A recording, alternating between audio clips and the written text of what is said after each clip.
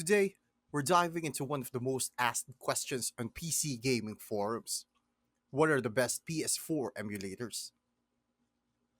Right now, PS4 emulation is still far from perfect, but a few projects have made real progress. The most talked about is Shad PS4, an open source emulator that's surprisingly active and can already boot some commercial games, with a few even reaching playable status if you've got powerful hardware. It's not plug and play though.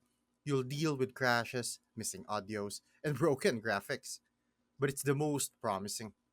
Next is PCSX4, which gets attention online but is experimental and honestly more hype than results.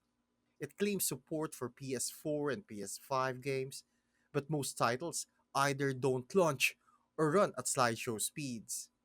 Then there's FPPS4 and KYTY, or KYT, both interesting projects from developers and emulator enthusiasts, but casual users won't get much out of them.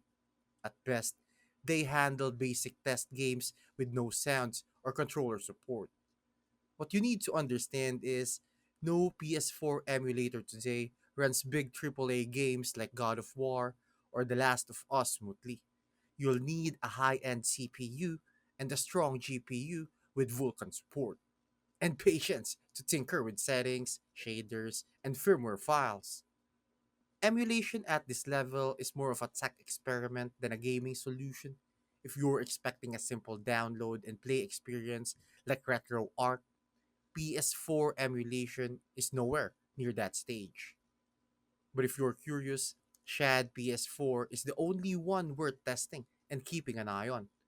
It's updated constantly and could eventually break through the way RPCS3 did for PS3.